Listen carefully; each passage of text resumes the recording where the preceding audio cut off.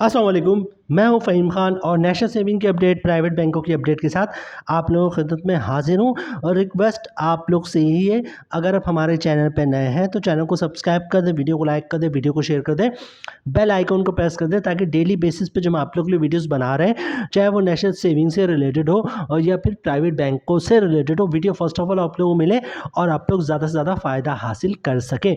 जनाब, आज की जो हमारी वीडियो है वो एक माइक्रो फाइनेंस बैंक से रिलेटेड है।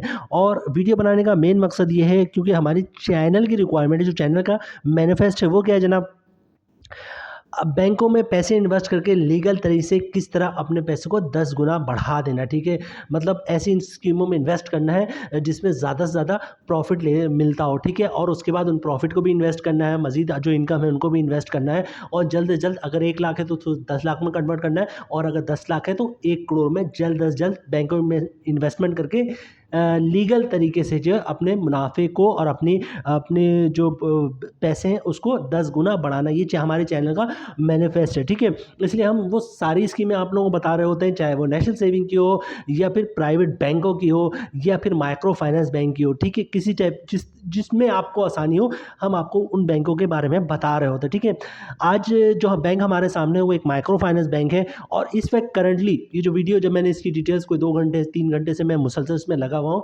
और जिस बैंक की डिटेल्स मैं आपको बताऊंगा, इस वक्त करंटली मेरी नॉलेज में नहीं है। अगर आपकी नॉलेज में हो तो फेसबुक पे या फिर जो है यूट्यूब पे कमेंट्स में मुझे ज़रूर बताइएगा। इतना ज़्यादा प्रॉफिट इस वक्त करंटली कोई भी बैंक नहीं दे रहा है, ना कोई माइक्रो फाइनेंस बैंक दे रहा है, ना ही नेशनल सेविंग वाले दे रहे हैं, और ना ही कोई प्राइवेट बैंक एचबीएल या एमसीबी या फिर मिज़ान वगैरह, कोई भी इतना ज़्यादा प्रॉफिट नहीं दे रहा है। दूसरी बड़ी बात मैं आपको बताऊं कि टर्म डिपॉजिट टीडीआर में इतना ज़्यादा प्रॉफिट दे रहे हैं। अब टीडीआर में, वुड यू बिलीव, मतलब सेविंग अकाउंट में तो प्रॉफिट जो है वो ज़्यादा दे भी देते हैं लोग, क्योंकि कभी भी ज़रूरत पड़ेगी तो सेम मंथ सेम डे में जो है वो सेविंग अकाउंट का प्रॉफिट कम कर सकते हैं। ठीक है, फॉर एग्जांपल अगर किसी किसी सेविंग अकाउंट का प्रॉफिट 23% कर दिया हमने या 22% कर दिया, और ज़रूरत पड़ी तो भाई अगर चाहा तो एक अनाउंसमेंट तो करना है कि इसका प्रॉफिट रेट अब 22% से जो है वो 15% हो गया। ठीक है, तो सेविंग अकाउंट में ये होता है कि हर महीने उसका प्रॉफिट रेट आप चेंज कर सकते हैं, महीने में 2 दफ़ा भी चेंज कर सकते हैं। सेविंग अकाउंट में कभी भी आप प्रॉफिट रेट चेंज कर सकते हैं। लेकिन टीडीआर में क्या होता है जनाब, टीडीआर में ये होता है कि आज आपने जो टीडीआर बुक करवा लिया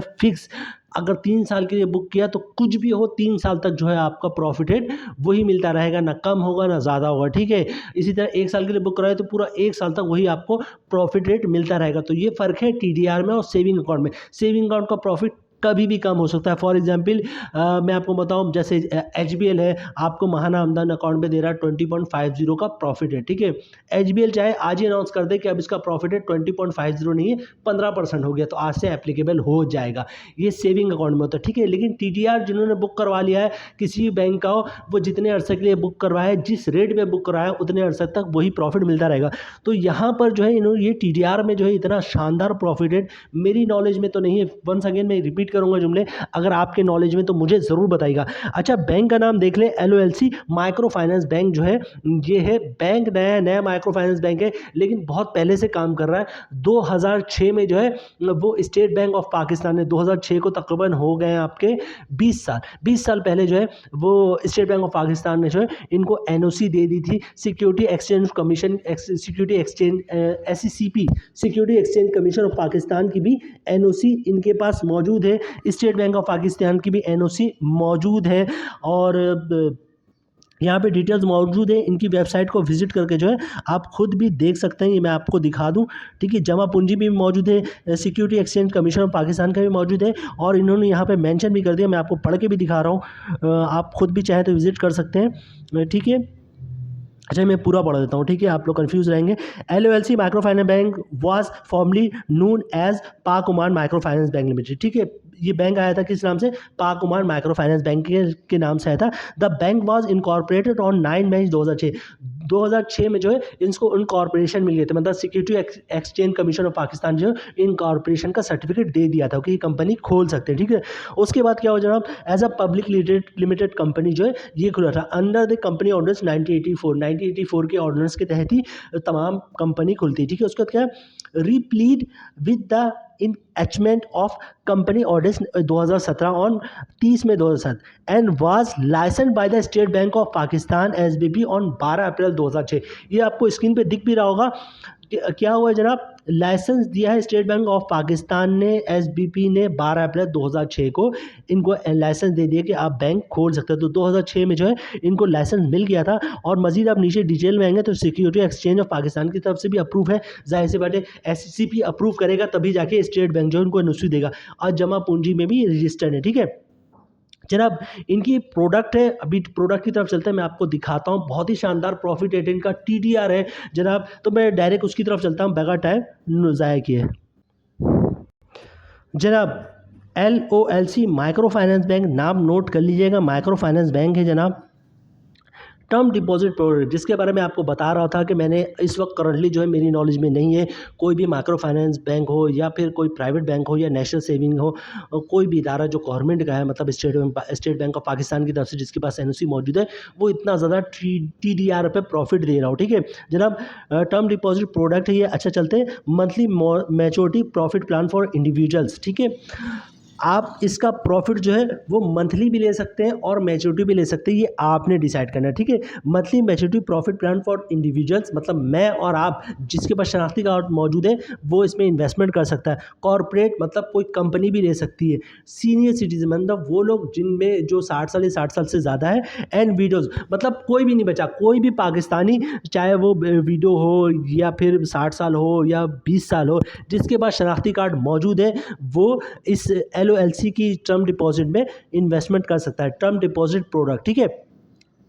आगे चलते हैं जनाब और देखते हैं मजीद क्या डिटेल्स इन्होंने हमें बताया। टेनर क्या है, 1 मंथ से 3 ईयर्स, मतलब 1 महीने से लेकर जो है वो तीन साल तक, सॉरी 1 महीने से लेकर 3 साल तक जो है वो आप इस सर्टिफिकेट में इन्वेस्टमेंट कर सकते हैं इनकी TDR में, ठीक है। अच्छा, मिनिमम इन्वेस्टमेंट लिमिट 1 लाख रुपए है, ठीक है, क्लियर कर दिया उन्होंने यहाँ पे।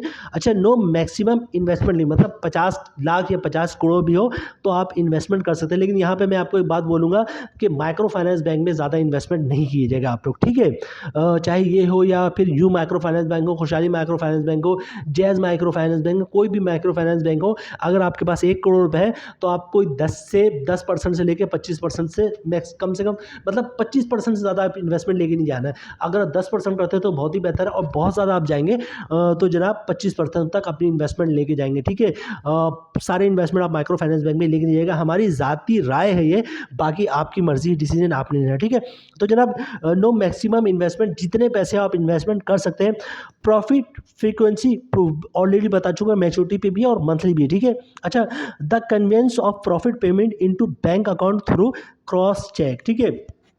प्रॉफिट जो होगा वो आपके अकाउंट में ट्रांसफ़र होगा, ठीक है। अच्छा, उसके बाद क्या, personalize door step service at his bed, मतलब आपको घर तक भी जो है वो चेक भिजवा देंगे ये लोग, ठीक है। ज़कात एग्जेम्पशन अवेलेबल, ठीक है, मतलब ज़कात भी जो है इस पे एग्जेम्प्ट हो जाएगा, मतलब वो मैं आपको बताता हूँ। अभी टैक्स की बात करूँगा तो सारी डिटेल्स आप लोगों के साथ शेयर करूँगा, ठीक है।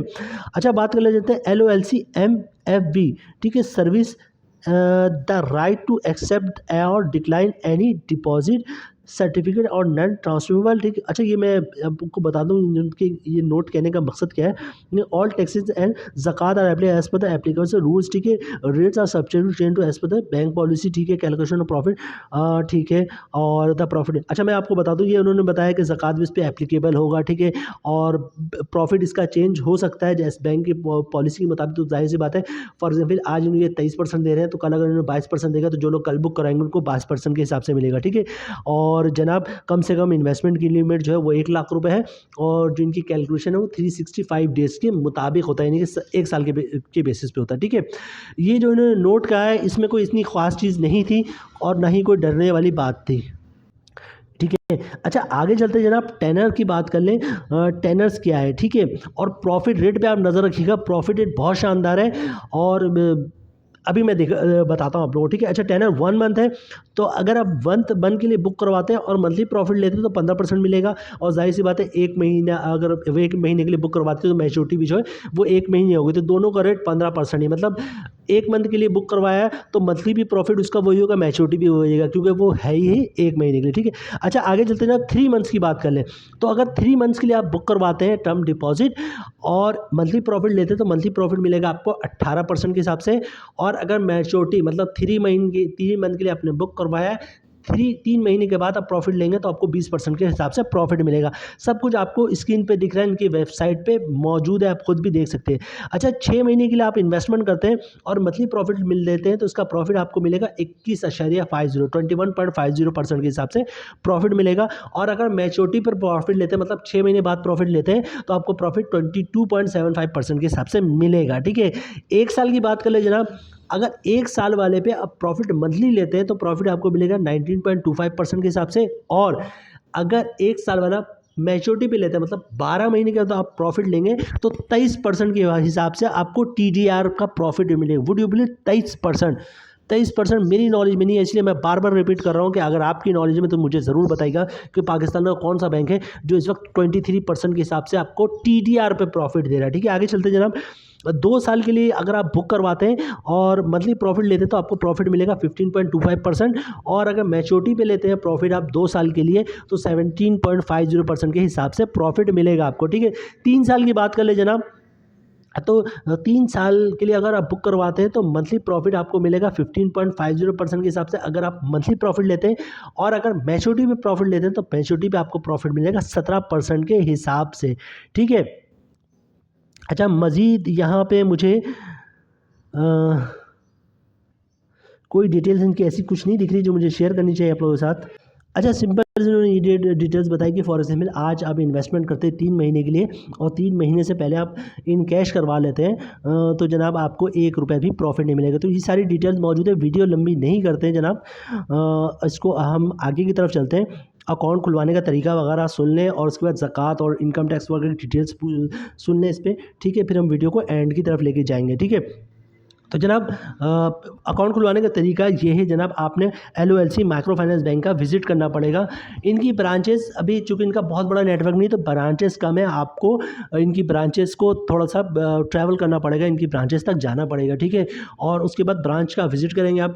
डॉक्यूमेंट्स क्या लेके जाएंगे, शनाख्ती कार्ड की कॉपी और जनाब ओरिजिनल शनाख्ती कार्ड आपने उनको दिखाना पड़ेगा, ठीक है। शनाख्ती कार्ड की कॉपी, ओरिजिनल शनाख्ती कार्ड दिखाना पड़ेगा। सिंपल सा फॉर्म होता है, अब तो तमाम बैंकों की प्रैक्टिस है कि फॉर्म वो खुद भरते, आपने सिर्फ साइन करना होता है। तो साइन पे फॉर्म पे साइन कर देंगे, शनाख्ती कार्ड की कॉपी दे देंगे, ओरिजिनल शनाख्ती कार्ड दिखा देंगे, ठीक है। अच्छा, इसके बाद एंटी मनी लॉन्ड्रिंग के तहत जो है आपको इनकम प्रूफ देना होता है। अच्छा, इनकम प्रूफ में क्या चीज़ें आती हैं, आप सैलरी स्लिप की कॉपी भी दे सकते हैं, जॉब कार्ड की कॉपी भी दे सकते हैं, या कंपनी से एक लेटर ले लें। अगर ये दोनों चीज़ें ना हो कि ये हमारा एम्प्लॉय है, इसकी इतनी सैलरी, इसका अकाउंट खोल दें, तो आपका अकाउंट खुल जाएगा। अच्छा, इसके अलावा अगर किसी का पेंशन आता है तो पेंशन बुक की कॉपी भी दे सकता है, वो भी इनकम प्रूफ है। या किसी ने गोल्डन हैंड शेक लिया है तो गोल्डन हैंड शेक के डॉक्यूमेंट्स की कॉपी भी दे सकता है, वो भी इनकम प्रूफ है। या किसी ने सेपरेशन स्कीम के तहत जॉब छोड़ी है तो वो सेपरेशन स्कीम की कॉपी भी दे सकता है, वो भी इनकम प्रूफ है। या किसी का घर या फिर दुकान का रेंट आता हो तो रेंट इनकम के डॉक्यूमेंट भी दे सकता है, वो भी इनकम प्रूफ है, ठीक है। तो शनाख्ती कार्ड की कॉपी दे देंगे, ओरिजिनल शनाख्ती कार्ड दिखा देंगे, फॉर्म पे साइन कर देंगे और इनकम प्रूफ दे देंगे, तो इंशाल्लाह आपका अकाउंट खुल जाएगा। अच्छा, टैक्स की बात कर लें यहाँ पर, तो टैक्स 3 टाइप्स के होते हैं, एक ज़कात, एक विथहोल्डिंग टैक्स और एक इनकम टैक्स, ठीक है। अच्छा, ज़कात का सुन लें, जब आप अकाउंट खुलवाएंगे तो CZ50 का फॉर्म, जिसको ज़कात अंडरटेकिंग भी कहते हैं, वो जमा करवा देंगे तो आपका ज़कात नहीं कटेगा, ठीक है। अच्छा, दूसरी चीज़ होती है विथहोल्डिंग टैक्स। तो जनाब विथहोल्डिंग टैक्स से बचने का तरीका सुन लें। विथहोल्डिंग टैक्स सिर्फ और सिर्फ नन फाइलर पे, फाइलर पे विथहोल्डिंग टैक्स नहीं है। अच्छा, उस पर भी कंडीशन है, अगर कोई नन फाइलर पर डे 50,000 से 1 रुपये भी ऊपर कैश पैसे निकलवाता है तो उस पर 0.6% मतलब 1 लाख पे 600 रुपये के हिसाब से विथ होल्डिंग टैक्स चार्ज होगा। तो अगर आप नन फाइलर हैं, ठीक है, और विथ होल्डिंग टैक्स से बचना चाहते हैं तो पर डे 50,000 या 50,000 से कम कैश पैसे निकलवाएं, या कैश पैसे ही नहीं निकलवाएं, बैंक का चेक, डिमांड ड्राफ्ट, पे ऑर्डर के जरिए पैसे आप निकलवाएंगे तो आपका विथ होल्डिंग टैक्स से आप बच सकते हैं, ठीक है। अच्छा, बात कर लेते हैं जनाब इनकम टैक्स की, ठीक है। तो इनकम टैक्स जो है वो तो आपने और मैंने भरना ही भरना है, चाहे फाइलर हो या नन फाइलर हो, ठीक है। इनकम टैक्स इसी पर माफ़ नहीं है। तो फाइलर पे 15% इनकम टैक्स है और नॉन फाइलर पे 30% इनकम टैक्स है, ठीक है।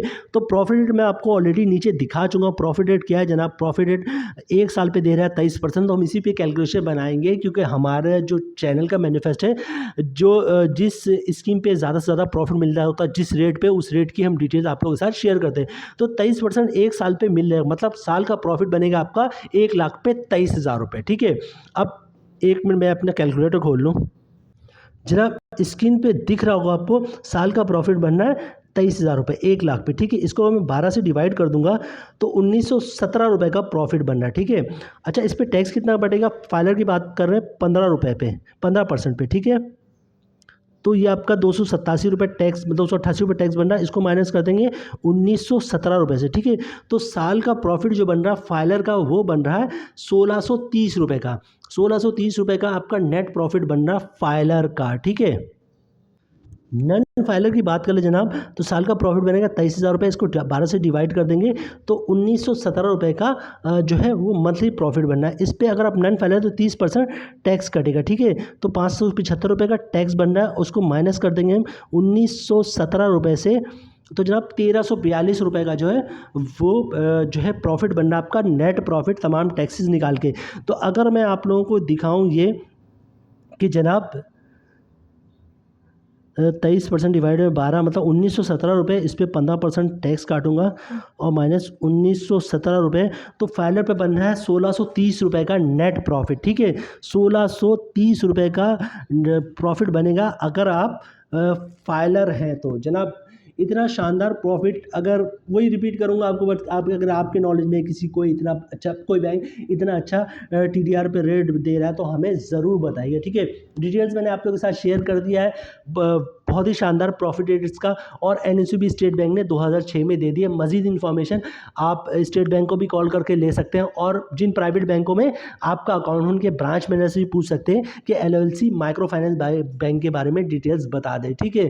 क्योंकि स्टेट बैंक की तरफ से ये अप्रूव है, तो तमाम बैंकों की लिस्ट जो है ब्रांच मैनेजर के बाद मौजूद होती है, ठीक है। तो जनाब ये थे आज के हमारे वीडियो। बहुत ही शानदार प्रॉफिट रेट इसका, LLC माइक्रो फाइनेंस बैंक 23% का इसका रेट है, ठीक है। और जनाब डिटेल सारी मैंने आप लोगों को बता दी, किस तरह अकाउंट खुलवाना है आपने, किस तरह टैक्स से बच सकते हैं आप, ठीक है। उम्मीद है वीडियो आप लोगों को पसंद आई होगी। रिक्वेस्ट आप लोग से ये है, अगर आप हमारे चैनल पर नए हैं तो चैनल को सब्सक्राइब कर दे, वीडियो को लाइक कर दे, वीडियो को शेयर कर दे, बेल आइकन को प्रेस कर दे, ताकि डेली बेसिस पे जब आप लोग वीडियोस बना रहे हैं, चाहे वो नेशनल सेविंग से रिलेटेड हो या फिर प्राइवेट बैंकों से related video, first of all आप लोगों को मिले और आप लोग ज़्यादा से ज़्यादा फ़ायदा हासिल कर सके। मिलते हैं नेक्स्ट वीडियो में इंशाल्लाह, तब तक के लिए अल्लाह हाफिज़।